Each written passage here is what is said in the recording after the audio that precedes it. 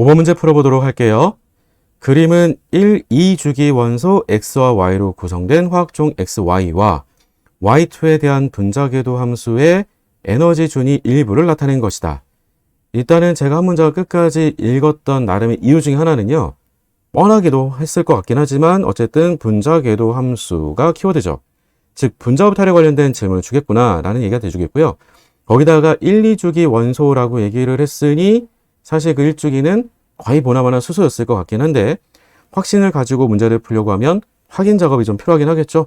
혹시 모르잖아요. 헬륨을 가지고 냈을 수도 있으니까요.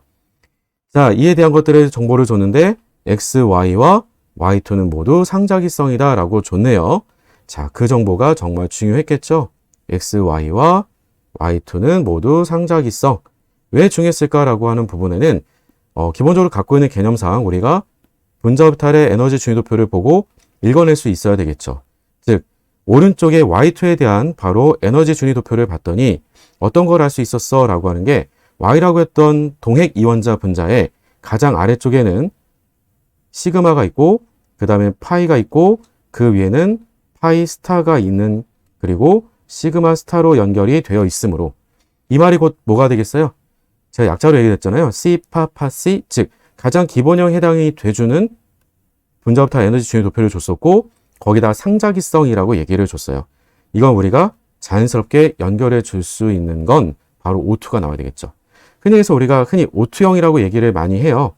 그러면 O2형이라고 얘기를 했을 때 O2형에 해당될 수 있는 동핵 이원자 분자는 O2하고 F2만 있을 텐데 O2 같은 경우에 우리가 호모의 전자 배치, 즉 전자가 채워져 있는 에너지 준위가 가장 높은 오비탈을 따져주게 되면 다름이 아니라 바로 파이피 스타의 전자가 2개가 들어있게 되겠고 그리고 F2라고 하게 되면 원자과 전자 합이 우리가 총 14개가 되기 때문에 파이피 스타까지 전자가 4개가 다 채워지게 되죠. 따라서 위에서 정보를 줬던 가장 힌트 중요했던 상자기성이다라고 했던 그 힌트를 그대로 연결고리로 생각을 해주게 되면 그 말은 곧 바로 우리한테 Y가 산소인 거 얘기해 준 거구나 로 연결해 줄 수 있어야 되겠고요. 그래야지 홀전자가 2개가 있어서 상자기성을 그대로 연결해 줄 수 있겠죠. 그러면 Y는 산소였어요. 그럼 X가 우리가 헬륨일 거냐 아니면 수소일 거냐 이렇게 남게 되잖아요. 근데 어차피 이 p 오비탈에 들어있는 산소의 전자라고 하는 건 4개였습니다. 그리고 1s 오비탈의 전자가 하나 있을 거냐 2개 있을 거냐라고 하는 걸 통해서 우리가 상자기성 여부를 판단해 줄 수 있어야 될 건데 그러면 그 전자수가 만약에 예를 들어서 우리한테 if라고 해보죠. if 그러면 수소하고 우리가 헬륨 둘 중에 하나가 된다는 거잖아요. 만약에라도 2개로 주어지게 되면 전자의 수합은 2개하고 4개니까 토탈 6개가 되줘요. 6개가 되주면 아래부터 전자 배치가 다음과 같이 다 채워지기 때문에 홀전자가 없겠죠. 따라서 우리가 그 전자의 개수는 만약이나 많아 2개가 아니라 하나가 돼줘야 되겠고 따라서 우리가 하나는 홀전자만 다음과 같이 채워져서 상자기성을 띠고 있어야 되겠구나. 따라서 덕분에 우리가 1s 오비탈에는 전자가 하나만 있는 X는 바로 누굴 얘기하겠니? 라고 하면 수소를 말해주는 거구나. 이렇게 풀어가시면 되겠죠. 자, 이제 X하고 Y가 누군지 찾아줬으니까 이제는 문제로 바로 이어가서 풀어보도록 할게요. 자, 5번의 아래 선택지로 이어서 봅니다. 자, X, Y에서 궤도함수 기억에는 전자가 있다. 당연히 있죠. 짝을 졌다라고는 말을 할 수는 없겠지만 분명히 기억이라고 했었던 오비탈은 바로 누굴 얘기해요? 사실은 바로 파이 넘버링 오비탈을 얘기를 하죠. 그래서 파이 넘버링 오비탈에는 전자가 한쪽에는 2개, 다른 한쪽에는 1개가 있기 때문에 반드시 전자가 존재할 수밖에 없겠고요. Y2 궤도함수의 마디의 수는 하고 물어봤는데 반결합성 오비탈은 당연히 똑같은 시그마 F에 대한 결합성 오비탈보다는 당연히 마디수가 하나가 더 많을 수밖에 없죠.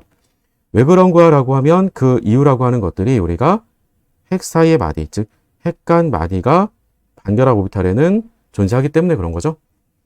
홀전자 수를 비교했는데 X, Y라고 했던 것은 우리가 좀 전에도 확인했지만 1개가 있었던 거고요. 근데 Y2 플러스라고 하게 되면 Y2는 O2였죠. 그리고 전자 하나가 날아갔죠.